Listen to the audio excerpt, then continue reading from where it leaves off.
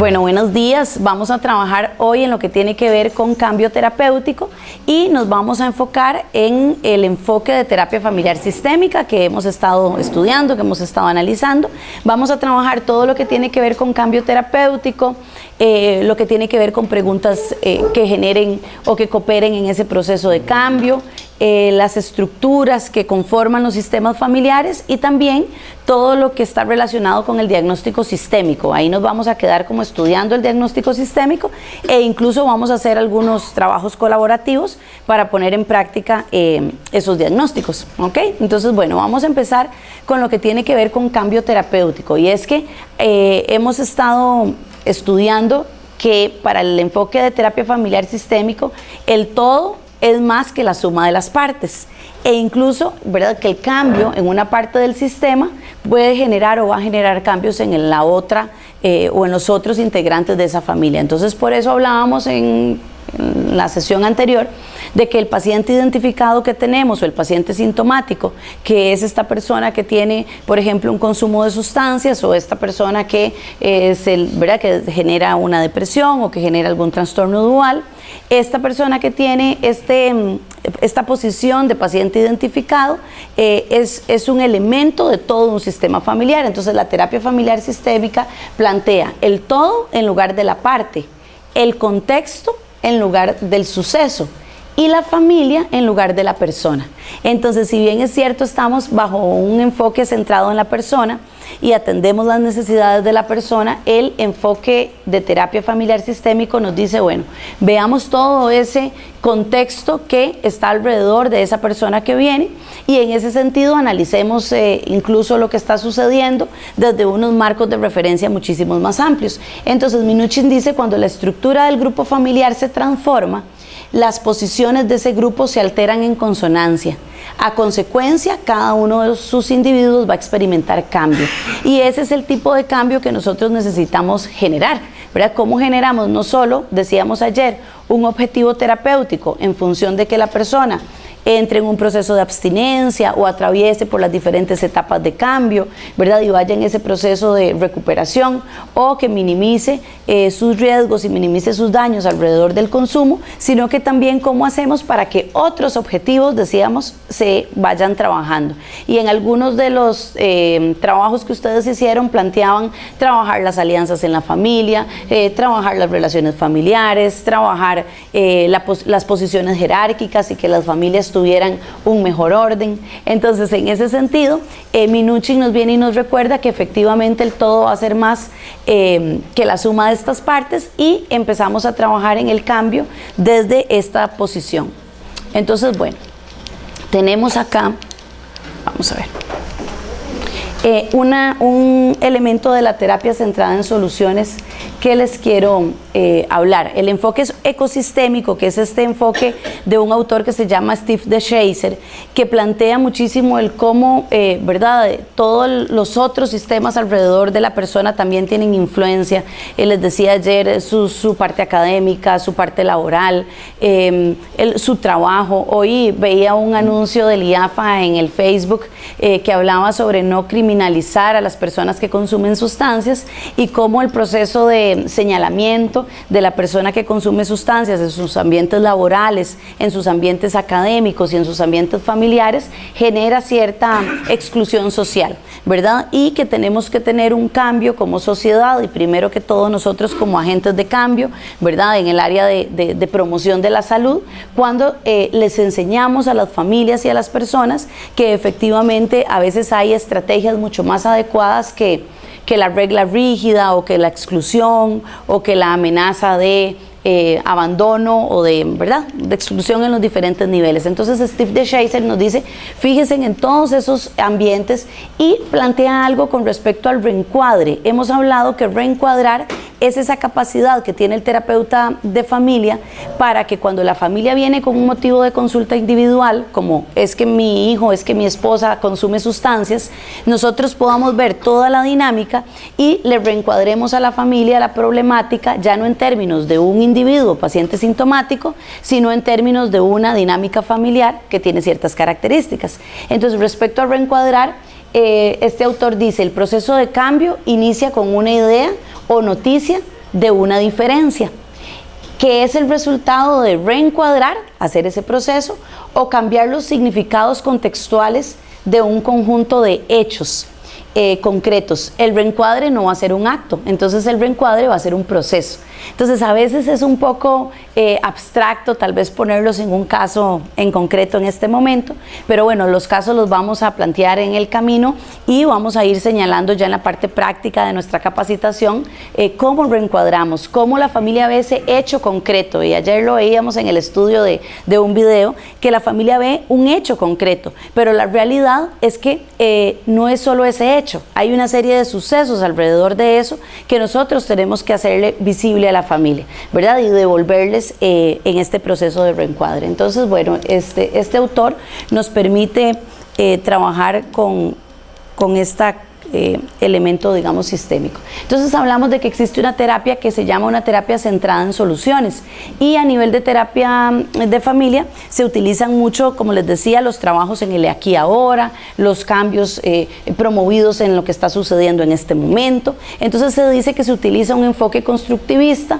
donde ayudamos a las familias a que ellos construyan a través del lenguaje, ¿verdad? Y que empiecen a ponerle nombre, que empiecen a ponerle sentido más concreto a sus propias dinámicas interaccionales, porque vemos pautas de interacción, aprendemos a reconocerlas, pero ahora ocupamos que la familia también les pueda poner un nombre. Entonces utilizamos algunas técnicas, les decía, las técnicas narrativas las vamos a utilizar. Ayer yo lo planteaba en la capacitación con cierto autor, ¿verdad?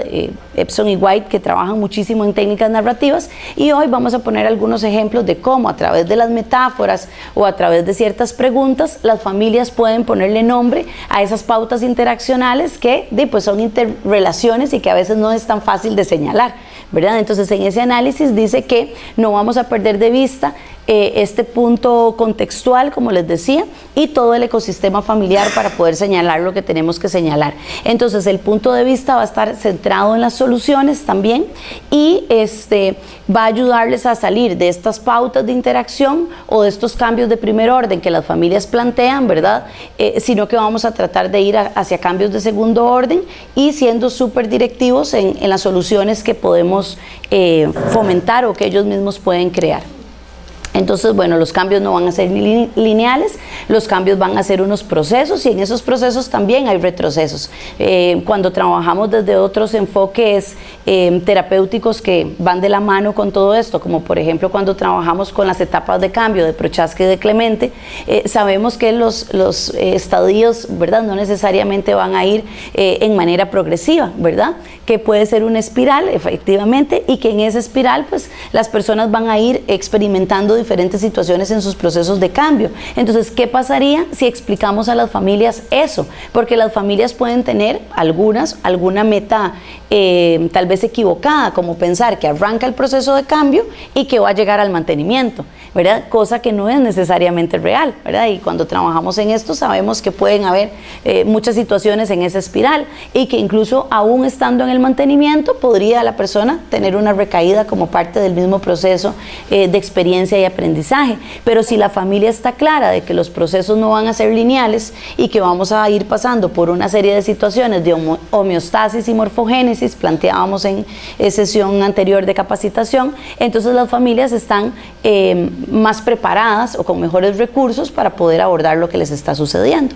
Entonces decía que vamos a trabajar por una parte el todo y por otro lado la parte, es decir, vamos a trabajar la familia y vamos a trabajar con esta persona que tiene una sintomatología. Por eso era que también hablábamos en algunas conversaciones ayer que no olvidamos la situación médica, por ejemplo, o la situación de salud que la persona tiene, o la situación sintomática que la persona tiene, porque ahí está, pero vamos a trabajar conjuntamente el todo y la parte. Entonces se habla de que a pesar de que hay una parte individual que tenemos que abordar, nos vamos a centrar en la totalidad. Y tenemos una frase que vamos a discutir posteriormente cuando hagamos lo de los casos, que dice: toda acción terapéutica que no se interese por las pautas de interacción no debería de considerarse sistémica. dado que se limita a hacer terapia individual en presencia de otros miembros de la familia. Entonces yo creo que ahí tenemos una línea clara que hace la diferenciación entre cuando estamos abordando un enfoque de terapia familiar sistémica y cuando estamos solo haciendo sesiones donde integramos a los restos de la familia, pero para construir parte, digamos, de un objetivo más individual, o para conocer una sintomatología, o para conocer algunos detalles alrededor del síntoma. Y ese elemento, hacer esa diferenciación, es sumamente importante para que no vayamos a caer en un error, digamos, de marco de referencia, y estemos claros de cuándo estamos ante una intervención de tipo individual y cuándo estamos ante una intervención de tipo familiar sistémica. Entonces vamos a cambiar al tiempo de mantener continuidad. ¿Por qué? Porque las familias, de alguna manera, yo les decía, ¿verdad? Por ejemplo, si pensamos, no sé, en la familia González Mata, esa familia González Mata necesita hacer transformaciones y necesita cambiar para que sus miembros, ¿verdad?, tengan mejor salud, o porque hay una situación sintomática. Pero esa familia González Mata, por poner unos apellidos hipotéticos, está también al mismo tiempo necesitando mantener su identidad, y eso lo hablábamos ayer. Entonces se permite un nivel de cambio en un proceso donde sí, se puedan dar ciertas interacciones nuevas, donde la familia pueda aprender nuevas situaciones, pero que no quite la identidad de esa familia. Y por eso hay que ser sumamente cuidadoso y respetuoso en ese ejercicio de acercamiento con ellos. Se plantea que vamos a ayudar a los miembros en las tareas que vayan a tener que ir requiriendo las diferentes etapas del ciclo vital, y los vamos a ayudar en esos momentos transicionales a pasar de su etapa de adolescencia a su etapa de adultos jóvenes, y a cumplir con las tareas esperadas respectivas para eso. Entonces la terapia va a tener un proceso que es básicamente una toma de decisiones, ¿verdad? Y en esta toma de decisiones vamos a analizar la información que tenemos del sistema. Por eso es muy importante que estudiemos sobre el diagnóstico sistémico. Vamos a elegir algunas estrategias dentro de las corrientes y dentro de los enfoques psicoterapéuticos que hay, y vamos a emplear algunas técnicas que hoy, por ejemplo, vamos a estudiar, técnicas de tipo narrativo. Entonces empezamos a generar un proceso donde en la misma sesión hacemos diagnóstico y hacemos intervención, porque se plantea que cuando ustedes estudian una familia e ingresan en ese sistema, digamos, terapéutico junto con la familia, ya solo su ingreso como terapeutas o como profesionales de la salud en el área que estén abordando genera en esa familia cierto cambio, e incluso abre sus estructuras o abre su sistema para ingresar a este nuevo miembro y poder hacerle sugerencias o recomendaciones. Entonces acá vamos a ir resumiendo algunos elementos de esta intervención, y es que les decía, cuando hablamos de trastorno o de enfermedad, desde este enfoque de terapia de familia, vamos a tener primero una prioridad, y es cómo voy a entender este trastorno, o cómo voy a entender esta enfermedad, o cómo voy a entender esta situación. Y en el caso del consumo de sustancias, la percepción que tiene la persona que atiende y la percepción que tiene la familia, o los estigmas o estereotipos que se pueden tener, son la base fundamental para poder acercarse y de poder mediar dentro de eso, ¿verdad? No perdernos tal vez con la familia en algunos elementos. Entonces, ¿cómo se entiende, por ejemplo, el consumo de sustancias, que es lo que estamos abordando? ¿Qué vamos a evaluar de esta situación? Y además, ¿cuál procedimiento técnico vamos a usar? En este cómo entender lo que tiene que ver con el consumo de sustancias, les decía que era sumamente importante posicionarnos en un marco de referencia que puede ser, ¿verdad?, centrado en la persona, que puede ser respetuoso de los derechos humanos, y valorar también algunos elementos de abstinencia o posiciones respecto a la abstinencia que las familias pueden tener como única meta o como única opción. Vamos a trabajar el síntoma como resultado del funcionamiento general del sistema. Entonces, si este síntoma es este resultado de este funcionamiento general del sistema, vamos a tener dos posibilidades en cómo nos acercamos a eso.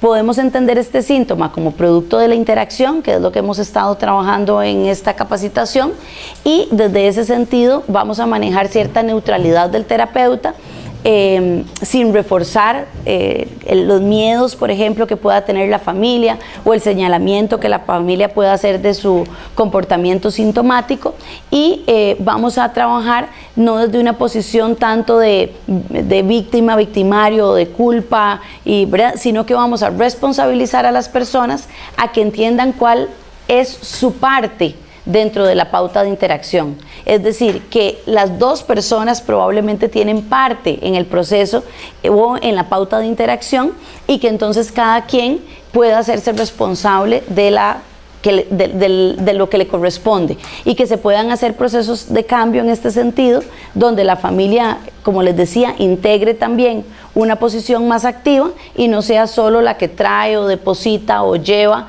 a un paciente sintomático a la consulta, ¿verdad?, sino que la podamos integrar, que podamos decirle a esas personas pasen, ¿verdad?, que podamos decirle a esas personas cuando esto sucede, usted qué siente, cuando usted escucha que su mamá siente eso, usted qué piensa, ¿verdad?, y empezar a hacer una dinámica mucho más circular que nos permita conocer la interacción familiar.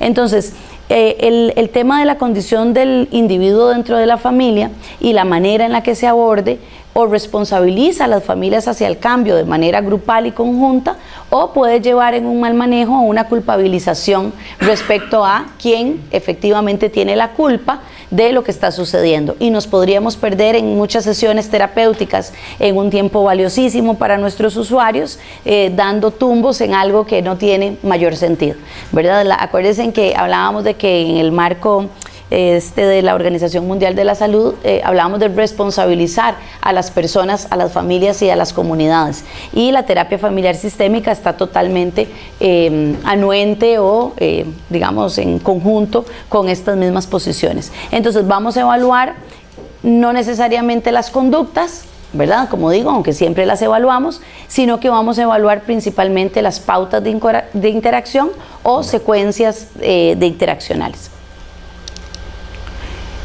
Vamos a trabajar en procesos, decíamos, porque no van a ir las personas, ¿verdad?, a veces de un consumo perjudicial o de un trastorno por dependencia a un proceso de mantenimiento, ¿verdad? No necesariamente va a ser así. Entonces, en este proceso donde las personas van a pasar por diferentes etapas y donde incluso sabemos a través de las etapas de cambio de Prochaska y de Clemente que cada etapa va a traer unas tareas específicas, que en ese proceso no solo tenemos que capacitar, usaron una palabra ayer, preparar al usuario, a la persona en relación a su etapa, digamos, de cambio en la que está, sino que de alguna manera también vamos a preparar a esa familia y a dotarla de ciertos recursos para que según cada etapa que esta persona está atravesando, ellos mismos sepan qué esperar, o ellos mismos sepan cómo abordarlo o cómo interactuar desde ahí, porque a veces las incongruencias de la comunicación también vienen porque las expectativas son distintas, y porque entonces la persona, no sé, la pareja está en pro de un proceso de mantenimiento y quiere, ¿verdad?, esa meta para su familiar, pero su familiar está, por ejemplo, contemplativo o contemplativa, y desde ahí pues tiene algunas ambivalencias, ¿verdad? Y recuerden que ese manejo de la ambivalencia es una de las digamos, estrategias que tenemos para abordar con la persona usuaria, pero que entonces esas ambivalencias van a traer una serie de circunstancias con esa familia, ¿verdad? Porque en esas ambivalencias la persona podría hacer, ¿verdad?, algunos usos, o en esas ambivalencias la persona podría cambiar su discurso y de querer llegar a un proceso de recuperación y mantenerse en abstinencia, a revalorar y decir, bueno, no estoy tan seguro, o ya no voy a usar esta sustancia, pero ahora voy a usar esta otra, ¿verdad? Y entonces, ¿cómo ayudamos a las familias para que también puedan no catastrofizar en relación a lo que su familiar plantea, sino que comprendan que desde una psicoeducación clara estas etapas van a pasar y ellos tienen que caminar también en este proceso? Entonces va a ser un proceso lento en algunos casos, y podría ser muy importante que estemos centrados en una estrategia que utiliza la terapia de familia, que dice la atención de cambios mínimos, ¿verdad? ¿Y por qué de cambios mínimos o de pequeños cambios? Porque se le da mucha importancia a que es en esos primeros intentos de cambio que las personas hacen, es en esas ambivalencias que las personas plantean, donde empieza a estar la luz o el camino para generar cambios que van en progreso y que podrían, por ejemplo, llevar a alguien al mantenimiento. Pero como les decía, la realidad es que para muchas personas no es una meta que se plantean la abstinencia y que de una vez llegan a ella, ¿cierto? Entonces, en ese camino, ¿cómo acompañamos a todas las demás personas que van en procesos lentos, haciendo cambios pequeños, pero que estos cambios mínimos no se llaman mínimos por tener poca importancia? Al contrario, la terapia de familia dice, es en los cambios mínimos donde radica la mayor importancia, ¿verdad? Porque ahí empiezan los procesos de cambio. Siendo el terapeuta familiar un ser que, al contar con diversidad de técnicas a utilizar para mover el sistema al cambio, debe seleccionar los modelos e intervenciones que mejores resultados le puedan dar en función de las dinámicas de cambio necesarias para el sistema. Entonces, tenemos situaciones y tenemos que empezar a acercarnos a estas dinámicas y a estos casos, seleccionando ciertos modelos que están definidos. Les decía, las terapias estructurales que nos ayudan a trabajar las jerarquías, están las terapias intergeneracionales que nos ayudaban a trabajar sobre la reactividad emocional y sobre ciertas historias que las familias traen con dolor, con miedos y que tal vez no necesariamente están sucediendo ahorita.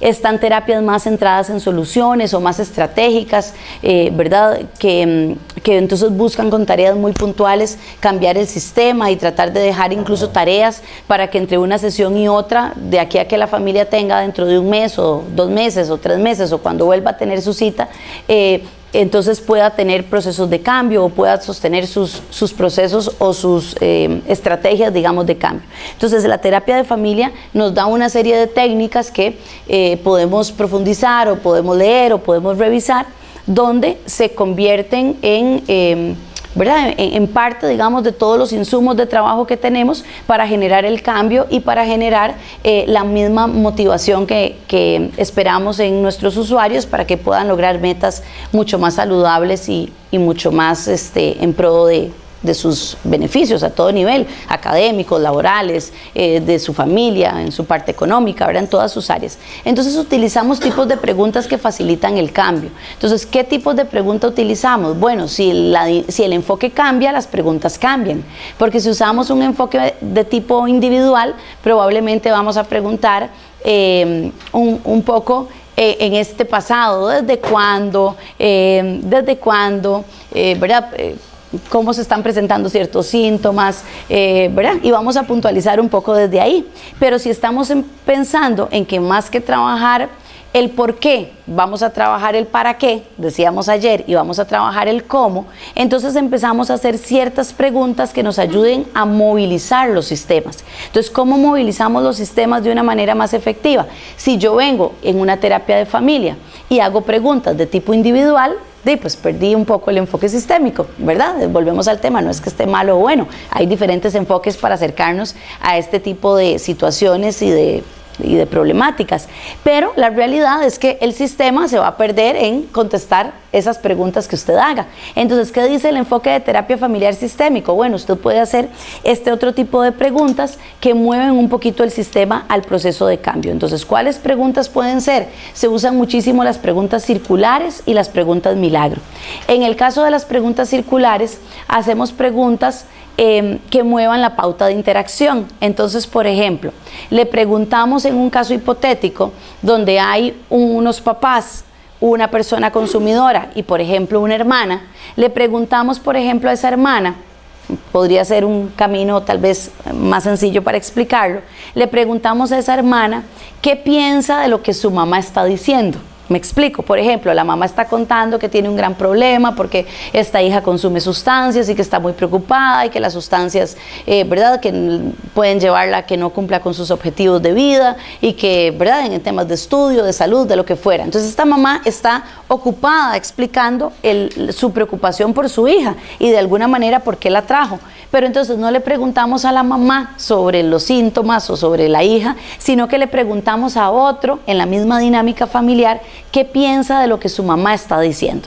Y eso permite que los miembros vayan escuchando a los otros y vayan generando un reencuadre de lo que está sucediendo. ¿Por qué? Porque entonces podría ser que esta hija empieza a plantear, no sé, ¿verdad? Que su mamá siempre está preocupada por su hermana, que su hermana, ¿verdad?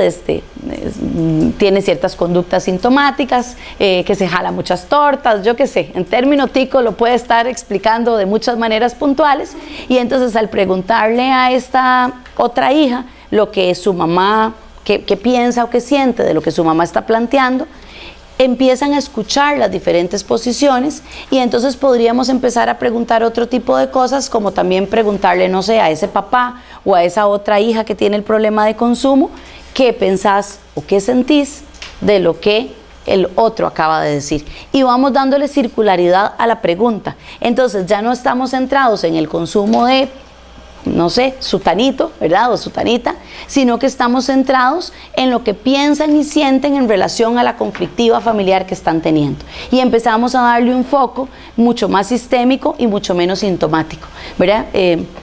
Entonces este es un proceso que, como les decía, vamos a ver algunos casos más puntuales ya en un estudio entre nosotros colaborativo, para poder empezar a practicar estas preguntas circulares, porque suena un poco sencillo, pero tener algunas personas dentro de la sesión y empezar a hacer preguntas de este tipo lleva también algunas ¿verdad? Situaciones dentro de la sesión, e incluso las sesiones podrían convertirse en sesiones un poco más largas, ¿verdad? Porque la interacción entre todos empieza, y complejas, empieza el proceso a, ¿verdad? Sí, a fomentar, digamos, una serie de interacciones, ¿verdad? Que de alguna forma tenemos que abordar. Entonces, en ese sentido, tenemos las preguntas circulares y tenemos también las preguntas milagro. ¿Cuáles son las preguntas milagro? Esa pregunta que hacemos que igual puede sonar más bien sencilla, pero que lo que surge de ella es sumamente importante. Le preguntamos a la familia qué pasaría si un milagro sucediera, o si algo cambiara mágicamente, ¿verdad? Se llama pregunta milagro y está estudiada en terapia familiar. De hecho, se utiliza muchísimo. ¿Por qué? Porque centra objetivos terapéuticos. Esta pregunta milagro empieza a centrar a las personas en qué me trajo a la consulta. Entonces podría ser que alguno plantee, bueno, es que yo vengo porque yo lo que quiero es que esta persona deje de consumir, ¿verdad? No sé, mi pareja deje de consumir. Y la pareja inmediatamente escucha aquello con una realidad en la que esta persona, por ejemplo, pongamos un caso complejo, no quiere dejar de consumir. Entonces, el preguntar las expectativas de cada uno y luego incluso utilizar preguntas circulares que terminen de armar el objetivo, nos permite consensuar con la familia un objetivo terapéutico en común, ¿verdad? ¿Por qué? Porque tal vez el objetivo terapéutico, si lo centro en el consumo, pareciera ser un objetivo terapéutico sin solución, porque yo quiero que usted no consuma y usted quiere consumir. Entonces empieza el conflicto, ¿verdad? Exactamente. Entonces, ¿qué pasa? Tal vez el objetivo terapéutico puede ser nuestra relación, nuestra comunicación, ¿verdad? Nuestra negociación o conciliación, ¿verdad? O incluso yo sé que en algunos casos, algunos estarán pensando, bueno, pero si esa persona, ella quiere consumir y él no, también podría estar pensando en que entonces escuchar eso significa que vamos a marcar una distancia. Bueno, en algunas familias también sucede, ¿verdad? O en algunas relaciones de pareja. Pero entonces hablamos de la realidad. No podemos conciliar porque tenemos visiones del mundo distintas. No podemos conciliar porque tenemos posiciones respecto al consumo distintas. Pero, como les decía ayer, no necesariamente por eso nos tenemos que enojar, nos tenemos que pelear y tenemos que ya nunca más hablarnos, ¿verdad? Sino que tenemos que encontrar un punto de comunicación, y estas preguntas de pregunta milagro, como les decía, llevan a centrar los objetivos terapéuticos. Entonces, ¿cuántas veces se abordan procesos de psicoterapia o de terapia familiar que, por ejemplo, sesión 1, sesión 2, sesión 3, y las personas no están claras de a qué están viniendo? Porque pareciera que yo estoy clarísima de que quiero que el otro deje de consumir, pero el otro sigue consumiendo, ¿sí? Porque nunca ha quedado claro que el otro no quiere dejar de consumir. ¿verdad? Entonces, ¿qué pasa? Empezamos a trabajar y a consensuar la comunicación en esa familia para que estemos claros de determinar un objetivo terapéutico en común que puedan trabajar.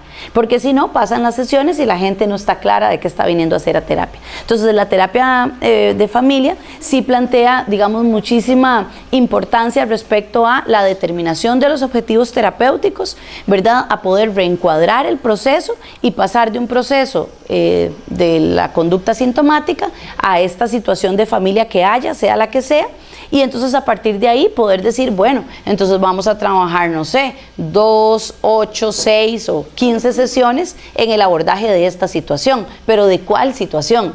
Porque si no la tenemos claro, pues pasan las semanas y las personas siguen con los mismos conflictos. Una persona molesta porque alguien sigue consumiendo y otra persona tal vez incómoda porque no ha podido expresar incluso su posición.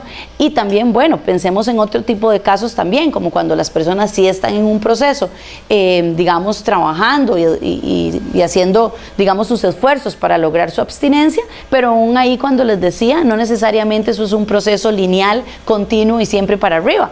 Eso va a ser un proceso en espiral y que no necesariamente, ¿verdad?, va a ir, puede tener retrocesos. Entonces, aún ahí, también las familias tienen que conciliar respecto a eso. Entonces, trabajamos mucho, como les decía, preguntas milagro y preguntas circulares, y esas dos preguntas como técnicas terapéuticas pues están estudiadas dentro de la terapia familiar sistémica.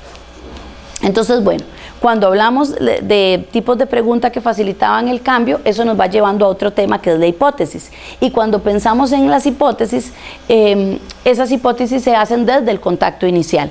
Yo me acerco a una familia, empiezo a ver la pauta de interacción, más si los pasé a todos a la consulta, si empecé a hacer preguntas circulares, si empecé a ver cómo se relacionan y qué piensan y qué están sintiendo entre ellos con el tema que los trajo. Y entonces empiezo a tener unas impresiones terapéuticas. Y esas impresiones terapéuticas son la guía para luego empezar a elaborar mi diagnóstico sistémico. Y en estas impresiones terapéuticas, bueno, vamos a hablar dentro de un ratito respecto a la importancia del terapeuta dentro de un sistema terapéutico.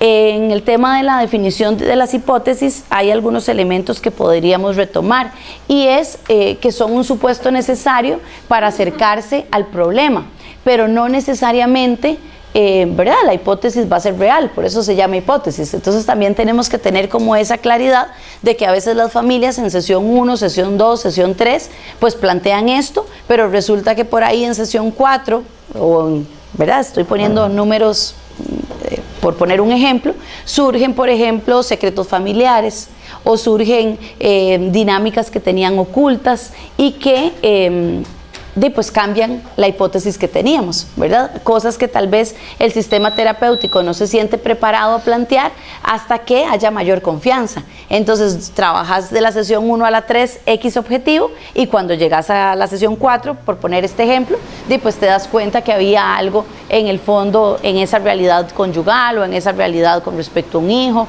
o alguna ¿verdad? Cuestión con la estructura o con la parentalidad o con los vínculos que no habían comentado. Entonces cambian las hipótesis. Habla entonces de que se requiere mucha verificación, y que mientras que estamos atendiendo seguimos verificando. ¿Por qué? Porque no somos dueños de la verdad. La familia conoce sobre ella misma también, y el acercarnos, plantea Javier en una de sus charlas respecto a la posición del experto o a la trampa del experto, ¿verdad? Cómo empiezo también a darle chance a la familia de que me explique sobre sus dinámicas, y que no necesariamente yo sé todo sobre esa familia, porque al final una familia pues tiene sus propios escondites ahí entre su dinámica familiar. Dice, no se trata de lo que la familia dice que sucede, ¿verdad? Porque como les decía ayer, a veces las familias tienen un relato, o las personas tienen una comunicación digital que apunta hacia tal situación, pero tienen una posición analógica, o una comunicación analógica que pareciera mostrar otra cosa. Entonces, céntrese en lo que la familia dice, pero analice lo que la familia hace, porque entre lo que dice y lo que hace, a veces hay una incongruencia que, si usted la logra, ¿verdad? Es como el hilito que usted logra mostrar, el proceso de cambio arranca. Entonces, en ese sentido, es importante recordar esto. Acercamiento a descubrir el problema, porque, como decíamos, si estamos reencuadrando y estamos viendo el proceso de terapia como un proceso donde vamos a pasar del paciente sintomático a una dinámica de familia mucho más ¿verdad?, compleja, o con pautas de interacción mucho más complejas. El acercarnos a descubrir el problema va a implicar eso, cómo vamos conociendo la familia y cómo nos vamos acercando a ella para poder estar claros de sus problemáticas.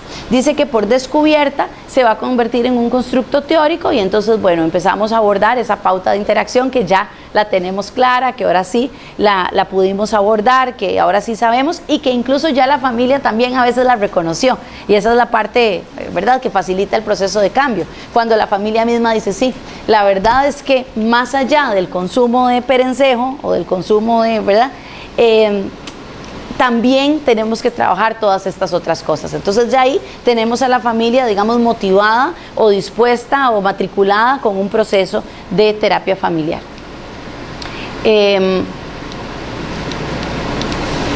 Bueno, la terapia sistémica ya dijimos que es una terapia de procesos. En este sentido, al ser terapia de procesos, vamos a tener que lograr una redefinición de la situación inicial que nos llega.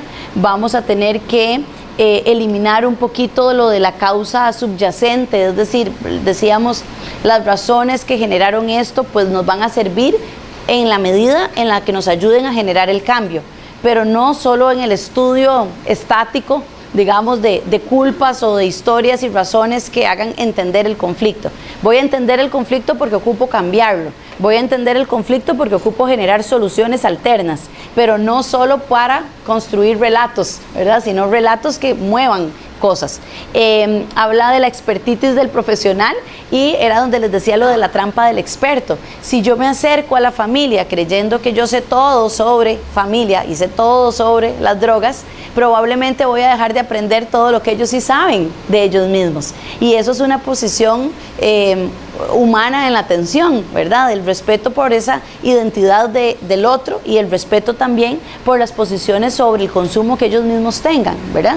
Entonces ahí evitamos un poquito eso y tratamos de generar, como les decía, procesos de cambios, no solo de síntomas externos, sino de algunos elementos mucho más profundos. Entonces, en este sentido, vamos a ir trabajando lo que tiene que ver con la estructura. Voy a ir pasando por el tema de la estructura de manera como muy puntual y posteriormente ya en nuestros trabajos vamos a ir resolviendo algunos elementos de estructura para algunos casos, digamos, en concreto que vamos a estudiar. Pero entonces, para ver estructura, ¿qué usamos los terapeutas familiares? Los terapeutas familiares usamos genogramas. Entonces, ¿qué hacemos con los genogramas? Este es un genograma ¿verdad?, sacado de una foto ficticio. Entonces, estos genogramas, ¿qué hacemos con ellos? Empezamos a ver quién vive con quién, cuál es la familia que estamos abordando, limitamos, por ejemplo, a través de ciertas marcas o ciertas líneas, cuáles son las relaciones, si están las personas vivas, si hay personas que fallecieron, si las personas, bueno, si son hombres o si son mujeres. Tratamos de poner los isomorfismos que hablábamos ayer, por ejemplo, de qué pasa en la generación de los abuelos y qué pasó en la generación de los papás. Se trabaja mucho a través del genograma, no solo la estructura como tal, ¿verdad?, quién constituye la familia y con quién se casó y cuál es esa otra familia y, ¿verdad?, todas esas dinámicas, sino que también las relaciones en ese genograma. Entonces, ¿cómo son las relaciones? Y a través de tener las relaciones marcadas o pautadas, podemos prever eventos o podemos prever sucesos, porque si ya sabemos que hay coaliciones donde dos personas se unen en contraposición a otro, entonces también podemos esperar cuáles van a ser las reacciones ante los diferentes hechos que estemos abordando en sesión. Entonces utilizamos muchísimo el genograma. Cuando hablamos de genograma, hablamos de algunos elementos muy puntuales que los vamos a ir señalando, como los elementos, por ejemplo, de estructura. Entonces, si tenemos una estructura clara, también podemos ver dónde se ocupa la reestructuración.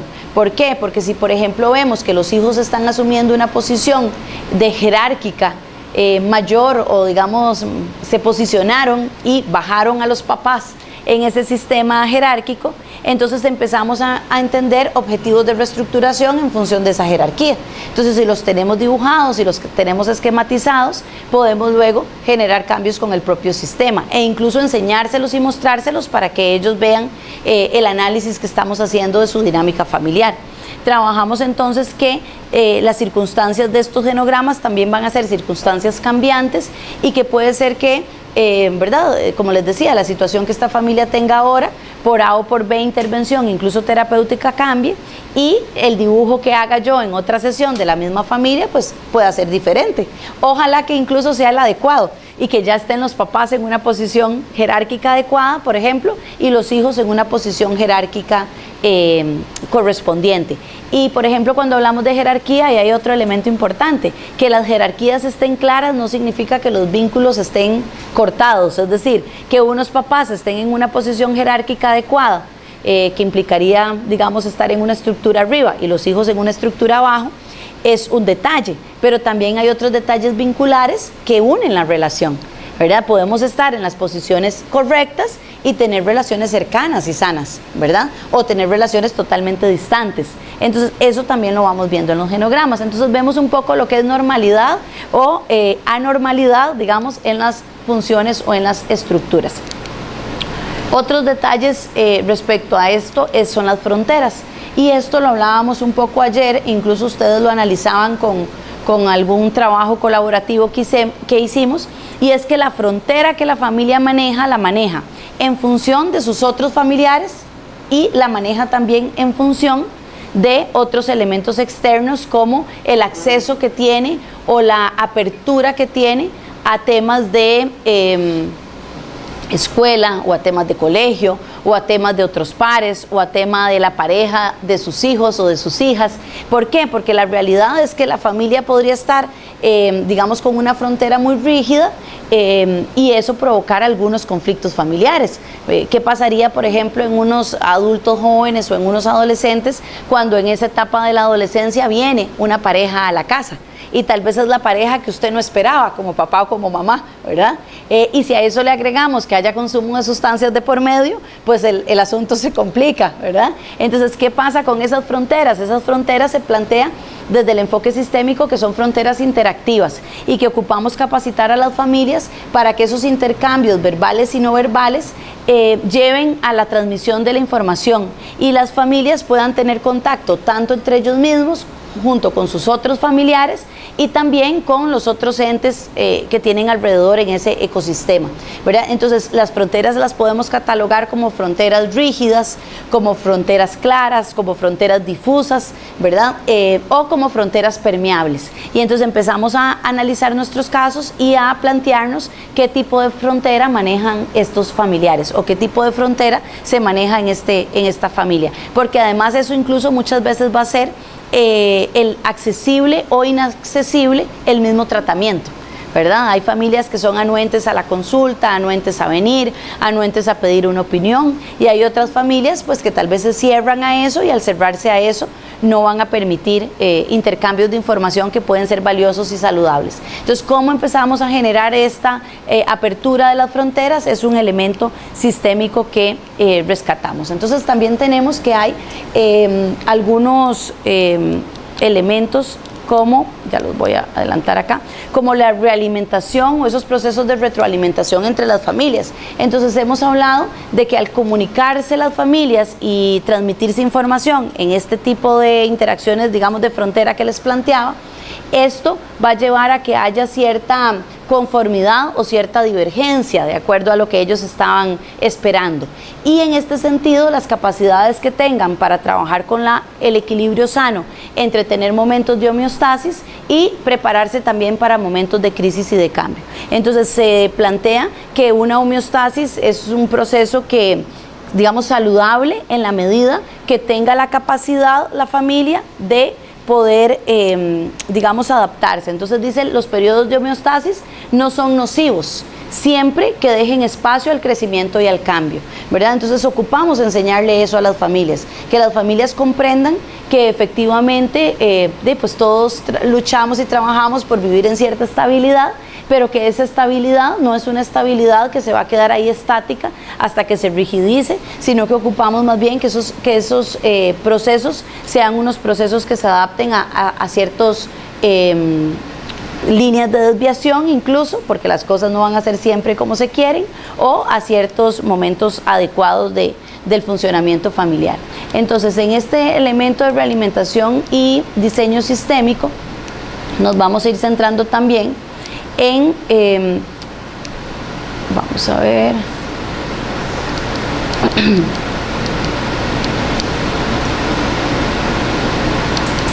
ok, aquí en el tema de los lazos de variedad, eso también es importante. Hay familias que tienen mucha más capacidad para adaptarse a situaciones variables, a gustos diferentes de sus hijos, por ejemplo, a no sé, percepciones en relación o en decisiones en relación a política, cultura, ¿verdad?, a ciertos elementos, y hay otras familias que no tienen o no manejan esos lazos de variedad, ¿verdad?, y que entonces de alguna manera se empiezan a generar, como les decía, los conflictos.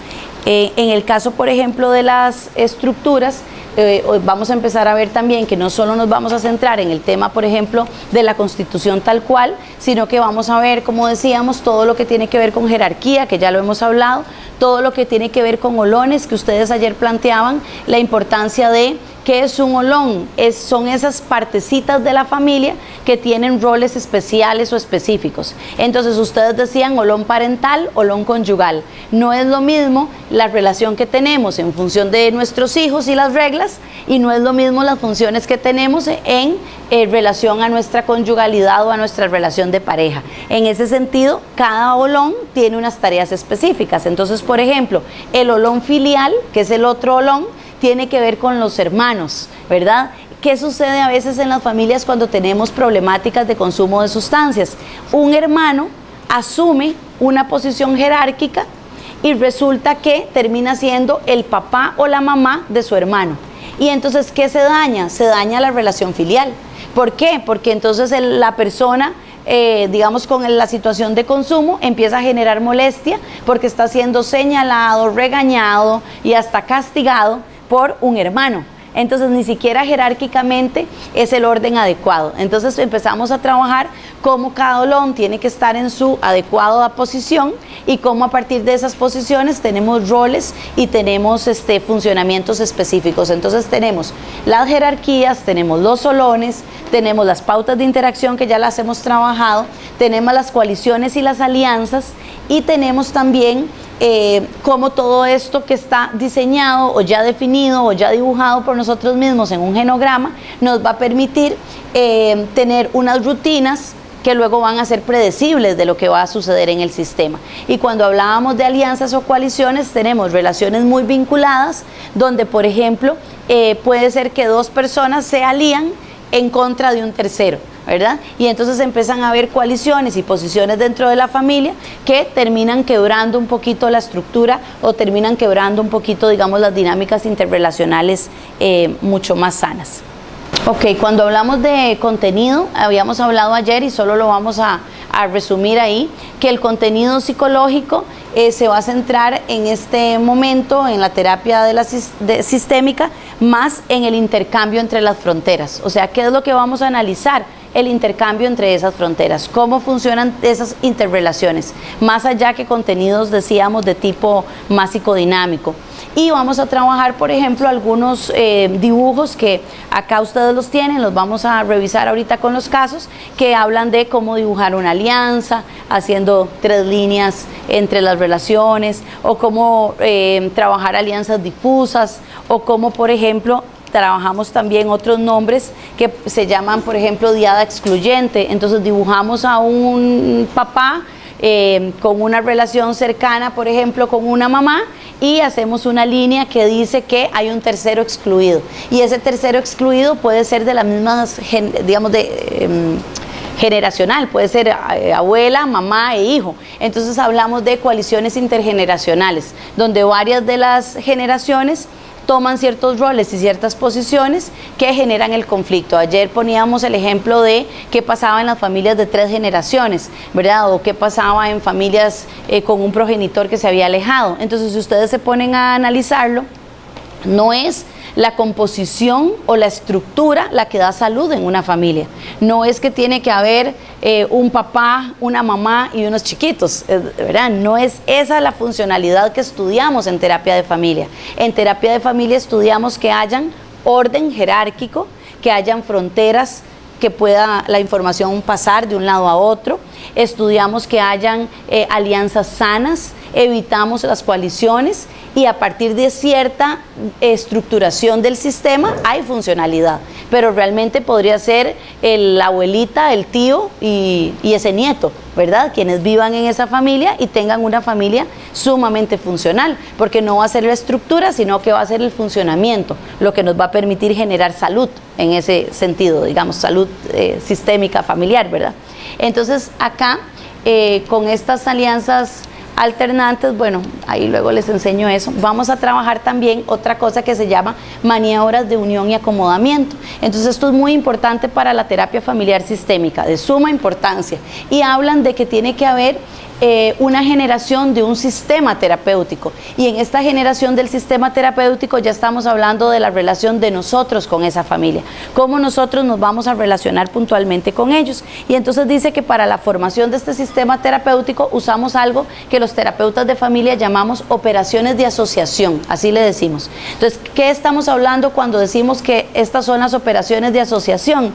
Estamos hablando de que en aquel proceso de acomodación decíamos que la familia tiene una necesidad y una experiencia entre la identidad de la familia tal, ¿se acuerdan? La familia, no sé, Díaz Cubero, voy a decir, para poner un ejemplo, digamos, puntual. Ok, la familia Díaz Cubero, o pensemos en mi familia nuclear, la familia García Díaz, tiene una experiencia humana como familia, ha tenido un recorrido, tiene un ciclo vital vivido, tiene una serie de crisis que ha enfrentado, tiene algunas que se han resuelto de manera adecuada, otras que probablemente han generado dolor. Entonces, en esa experiencia familiar hay un proceso, decíamos ayer, de identidad como familia García Díaz, y también de necesidad de separación, ¿verdad? Soy parte de esta familia, pero también soy este individuo que tiene unos gustos y que tiene otras áreas de su vida en ese ecosistema, el área laboral, el área profesional. Entonces, ¿qué pasa? Que esta acomodación que hacen los sistemas para mantenerse unidos, luego lleva a que cuando un tercero, llámese el terapeuta, viene a ser parte de ese sistema, necesita romper, entrar a ese sistema. Y eso suena sencillo, pero no es tan sencillo. Atender en este sentido familia implica tener la capacidad o la habilidad para poder ingresar en ese sistema familiar y que la familia García Díaz me abra las puertas y me cuente nada más y nada menos que sus intimidades de familia, ¿verdad? Entonces, si yo les dijera ahorita, cuénteme en una intimidad de su vida familiar, levanta la mano y me cuenta, no sé, una crisis de pareja, ¿verdad? Entonces, eso mismo y ese mismo respeto y con esa misma claridad tenemos que acercarnos a las familias que atendemos. Además, son familias que están teniendo situaciones de consumo en alguno de sus miembros y donde tal vez tienen ciertas visiones y ciertos aprendizajes del consumo que les avergüenzan, que les atemorizan, ¿verdad? Que les generan una serie de sentimientos incómodos. Entonces, ¿cómo nos vamos a acercar ahí? Entonces, los terapeutas de familia dicen con estrategias de unión y acomodamiento. Entonces, ¿cómo lo trabajamos? Lo trabajamos de la siguiente manera. Lo trabajamos, voy porque me quedé ahí en esto. Ok, dice, el sistema terapéutico va a tener 2 objetivos. Entonces, ¿cuáles van a ser los 2 objetivos? Una, la de unión, que es básicamente relacionarse con la familia y que dice que no necesariamente está dirigida a los objetivos de la terapia. Esto es como el pre-terapia. ¿En qué sentido? En que esta unión es el proceso por el cual usted es capaz de decirle a la familia en el pasillo, ¿cómo está? Buenos días, ahorita la atiendo, ¿verdad? Fijarme que esa familia está ahí. Esos procesos de unión es donde yo puedo decirle a alguno de los presentes, qué bonita que anda con ese suéter, ¿verdad? Y puedo tener una sensación de cercanía donde la familia vaya empezando también a sentirme y a conocerme dentro de ese proceso. Entonces dice que no tiene que ver con los objetivos de la terapia. Sin embargo, vean lo que plantea. Dice que tiene como misión el retorno a la próxima sesión, nada más y nada menos. Entonces, si no hay adherencia al tratamiento, si no hay un buen vínculo con el terapeuta o con la persona que atiende, entonces no hay terapia. Entonces, aquello que damos por sentado y aquello a lo que a veces no le ponemos atención, tiene gran atención. Entonces, en la medida en la que ellos me hablen, en la que ellos me planteen, en la medida en la que yo me acerque, en la medida en la que yo pueda empezar a ser parte de esta familia, se dice que se van logrando otros objetivos en este proceso de generar un sistema terapéutico, que no va a ser solo la unión, sino también le llaman el acomodamiento. Y cuando en terapia familiar se habla acerca del acomodamiento, se está hablando de generar alianza. Entonces, ¿con quién genera usted alianza? Con la familia. Y tiene que ser sumamente cuidadoso. ¿Por qué? Porque a veces hay un miembro que está muy vulnerable y la terapia de familia, principalmente en la terapia estructural con Minuchin, se trabaja mucho el hacer alianza con el miembro que está débil. Pero Minuchin nos dice, tenga cuidado porque la alianza tiene que ser alternante. Porque si usted solo se une, por ejemplo, con el adolescente, pensemos que llega un adolescente y sus papás lo vienen regañando y están muy bravos porque consume sustancias y están muy preocupados, y este adolescente empieza a sentir en usted cierto apoyo, ¿verdad? Y este adolescente empieza a sentir que usted está entendiendo que el problema no es él totalmente, sino que hay otras dinámicas de comunicación que no fluyen, que hay una brecha intergeneracional enorme, que tienen una perspectiva del consumo en esa brecha generacional totalmente diferente. Entonces ese adolescente empieza a sentir ese apoyo, que probablemente haga que se motive a venir a la próxima sesión, pero por supuesto la alianza tiene que ser alternada y tiene que ser tan sana para que esos papás también comprendan que usted está entendiendo su posición dentro del sistema parental. Entonces vean que hay que tener alianzas alternantes con los miembros, con todos los miembros de la familia. Entonces, como decíamos, suena un poquito sencillo explicándolo, pero realmente en la psicoterapia o en la intervención en general en familia, el proceso tiene que ser sumamente cuidadoso. Entonces, es tan importante las maniobras de apertura y de acomodamiento en la generación de este sistema de relación entre familia y terapeuta, que los terapeutas familiares lo han estudiado como parte prioritaria de los procesos terapéuticos. Entonces dicen, sí tenemos que darle un sentido y sí tenemos que darle un estudio y una atención a cómo el terapeuta va a ser parte de este equipo terapéutico. Entonces, bueno, vamos a quedar acá ahorita en la mañana y vamos a sacar algunas dudas ya en trabajos más individuales.